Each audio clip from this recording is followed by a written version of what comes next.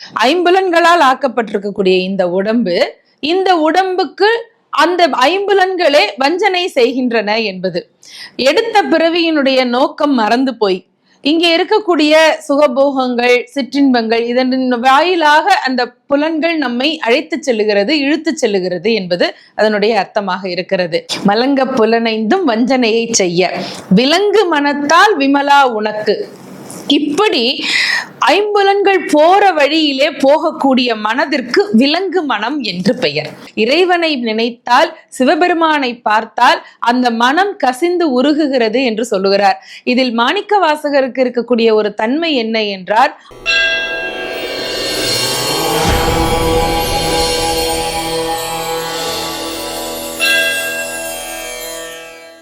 தெய்வத்தமிழ் TV நேயர்கள் அனைவருக்கும் அன்பு வணக்கம். சிவபுராணம் சிந்தைக்கு இனிய பாராயண நூல், முக்திக்கு அழைத்து செல்லும் முத்தான நூல், மாணிக்கவாசக பெருந்தகை நமக்காக ஆக்கி அளித்திருக்கக்கூடிய அருள் நூல். இதில் இப்பொழுது நாம் சிந்திக்க இருக்கக்கூடிய வரி எதை பற்றியது? மலங்க புலனைந்தும் வஞ்சனையை செய்ய விலங்கு மனத்தால் விமலா உனக்கு கலந்த அன்பாகி கசிந்து உள்ளுருகும். மலங்க புலனைந்தும் வஞ்சனையை செய்ய என்கிறார் முதலிலேயே. இந்த உடம்பு ஐம்புலன்களால் ஆனதுதான். ஆனால் இந்த உடம்பை இந்த ஐம்புலன்களும் வஞ்சிக்கிறது என்கின்ற ஒரு பெரிய பழியை, ஒரு பெரிய குற்றச்சாட்டை அதன் மீது வைக்கிறார் மாணிக்க வாசகர். எதனால் செய்யப்பட்டிருக்கிறதோ அந்த பொருட்களே உடம்புக்கு வஞ்சனை செய்கிறது. இது என்ன ஒரு முரண்பாடா இருக்குன்னு நமக்கு யோசனை வரும் இல்லையா? ஆனால் உண்மை அதுதான். ஐம்புலன்களால் ஆக்கப்பட்டிருக்கக்கூடிய இந்த உடம்புக்கு அந்த ஐம்புலன்களே வஞ்சனை செய்கின்றன என்பது.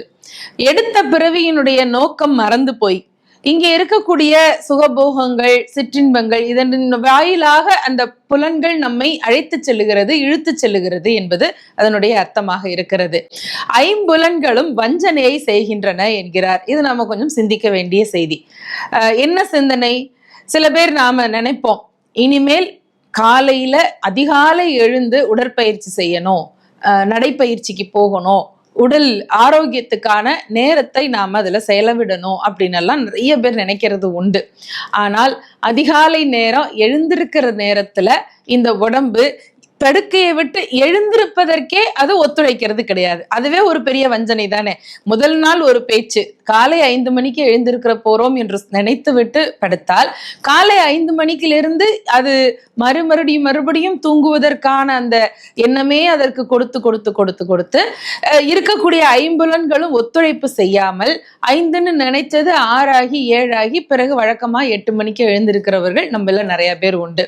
அப்போ ஒரு தூக்கத்திலே இருந்து எழுந்து படுக்கையை விட்டு அகன்று அன்றாடம் வேலைக்கு போவதற்கே இந்த உடம்பு நமக்கு ஒத்துழைக்க மாட்டேன் என்கிறது. சிலர் சொல்லுவார்கள், உடம்பு எப்படி இருக்கிறது என்று கேட்டால், நடந்தால் கூடவே வருகிறது அப்படின்னு சொல்லுவார்கள். அப்படின்னா என்ன அர்த்தம்னா, நான் மாட்டுக்கு போயிட்டு இருக்கேன், ஏதோ வந்துகிட்டு இருக்கு அப்படின்னு அர்த்தமாக இருக்கும். அப்போ இந்த மலங்க புலனைந்தும் வஞ்சனையை செய்ய, இந்த 5 புலன்களும் உடலுக்கு வஞ்சனை செய்கின்றன. மருத்துவர் சொல்லுவார், இந்த இனிப்பு சாப்பிடக்கூடாது, இந்த பொருள் உங்கள் உடம்புக்கு ஒத்துக்காது, இதை தொடவே கூடாது என்று சொல்லுவார். ஆனால் அதனுடைய வாசனையை மூக்கு இழுத்து வந்து நமக்கு உணர்த்தும். அதனுடைய நிறத்தை கண்கள் இழுத்து வந்து, அந்த பாருங்கள் எவ்வளவு அழகா இருக்கிறது அந்த பதார்த்தம்னு நமக்கு அது காட்டும். அதை தாளிக்கிற அந்த சத்தம், அதை பற்றி யாராவது பேசுகிறார்கள் என்றால் அதை காது வாங்கி கொண்டு வந்து நமக்கு புத்தியை மாற்றுவதற்கு முயற்சிக்கும். நாக்கு சும்மாவா இருக்கும், எப்பொழுது அதை வந்து என்னிடம் போட போகிறாய் என்று அது கேட்டுக்கொண்டே இருக்கும். அப்போ ஒரு சின்ன உணவு கட்டுப்பாட்டுக்கு இந்த ஐம்புலன்கள் நமக்கு ஒத்து வருவது இல்லை. தூக்கத்திலே இருந்து விழிக்க வேண்டும் என்றால் அதற்கு இந்த ஐம்புலன்கள் நமக்கு ஒத்துழைப்பு தருவது இல்லை. அதையும் தாண்டி இந்த உடலுக்கு இருக்கக்கூடிய நோய்கள், முதுமை, இது எல்லாம் தெரிந்திருந்தாலும் சோம்பேறித்தனமாகவும் சின்ன உணவின் மீது ஆசையாகவும் அது நம்மை தவறான வழிக்கு இட்டு செல்லுகிறது. அப்படி ஐம்புலன்களால் ஆக்கப்பட்ட இந்த உடம்பே அந்த உடம்புக்கு வஞ்சனை செய்கிறது என்கிறார். சரியாகத்தான் இருக்கிறது. மலங்க புலனைந்தும் வஞ்சனையை செய்ய விலங்கு மனத்தால் விமலா உனக்கு. இப்படி ஐம்புலன்கள் போற வழியிலே போகக்கூடிய மனதிற்கு விலங்கு மனம் என்று பெயர். இந்த இடத்திலே அனுமனை பற்றிய செய்தி ஒன்றை குறிப்பிட வேண்டும். ராமாயணத்திலே அனுமனுடைய அந்த கதாபாத்திரம் எல்லோருக்கும் தெரியும்.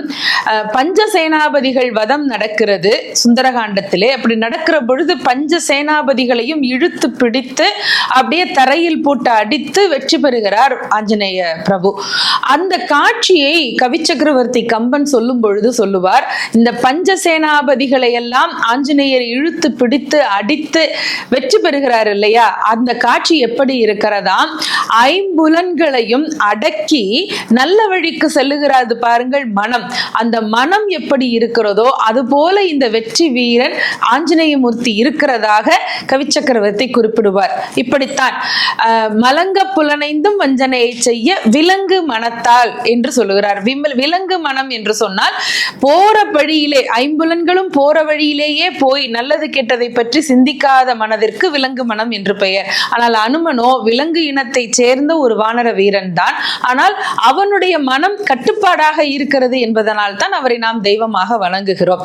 இது போல விலங்கு மனத்தால் விமலா உனக்கு கலந்த அன்பாகி கசிந்து உள்ளுருகும் என்கிறார்.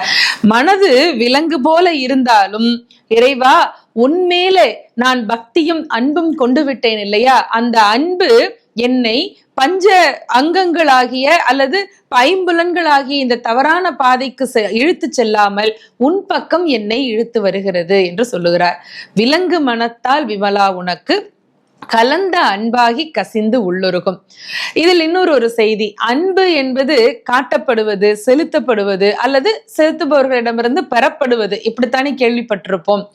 அன்பு கலக்க வேண்டும் என்கின்ற பாதத்தை அழகாக பயன்படுத்துகிறார். சிலப்பதிகாரத்திலே கண்ணகியும் கோவலனும் எப்படி வாழ்ந்தார்கள் என்பதை இளங்கோவடிகள் குறிப்பிடுகிறார். இரண்டு பேரும் ஒருவருக்கொருவர் காதலாக அன்பாக வாழ்ந்தார்கள் அல்லது அன்பை செலுத்தி அன்பை காட்டி வாழ்ந்தார்கள் என்று குறிப்பிடவில்லை.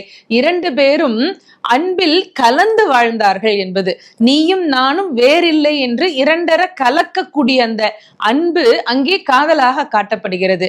மாணிக்கவாசகர் அதை இறைவன் மீது காட்டக்கூடிய பக்தியாக சொல்லுகிறார். கலந்த அன்பாகி கசிந்து உள்ளுருகும் என்று. இப்போ யார் மீதாவது நமக்கு அன்பு வருகிறது என்றால் அது ஒரு குறிப்பிட்ட ஒரு தேவைக்காக காட்டக்கூடிய அன்பு என்பது ஒரு எல்லையோடு நிற்கும். அன்பு கலந்து அது மனதிற்குள்ளே கருணையை உருவாக்கி அது கசிந்து உள்ளுருகிறது என்று சொன்னால், இறைவனை நினைத்தால் சிவபெருமானை பார்த்தால் அந்த மனம் கசிந்து உருகுகிறது என்று சொல்லுகிறார். இதில் மாணிக்கவாசகருக்கு இருக்கக்கூடிய ஒரு தன்மை என்ன என்றால், அவர் அதிகமாக தன்னை பெண் பாவையாக மாற்றிக்கொண்டு நாயகி பாவமாக தான் இருந்து கொண்டு இறைவனை தலைவனாக ஆக்கி கொண்டுதான் பாடுகின்றார் அவருடைய பாடல்களை. பெரும்பாலும் அவருடைய திருவம்பாவையும் அப்படித்தான், திருப்பள்ளி எழுச்சியும் அப்படித்தான். நாயகனை நினைத்து தலைவனை நினைத்து ஏங்கக்கூடிய ஒரு தலைவியை போலவே தன்னை உருவகப்படுத்தி பாடுகிறார். அதற்கு உள் சான்றாக இந்த வரிகளையும் நாம் எடுத்துக்கொள்ளலாம். கலந்த அன்பாகி கசிந்து உள்ளுருகும் என்று சொன்னால் அன்பு கலக்கப்பட்டு அது கசிந்து உள்ளே உருகுகிறது. ஆண்டவனை பார்க்கிற பொழுது உள்ளே இருக்கக்கூடிய ஊன் உயிர் ஆன்மா எல்லாமே உருகுகிறது என்கின்ற உயரிய ஒரு பக்தி பாவத்தை இந்த வரிகளின் மூலமாக மாணிக்கவாசகர் நமக்கு எடுத்து காட்டுகின்றார். தொடர்ந்து சிந்திப்போம் சிவபுராணத்தை பற்றி நம்முடைய தெய்வம் தமிழ் டிவியிலே.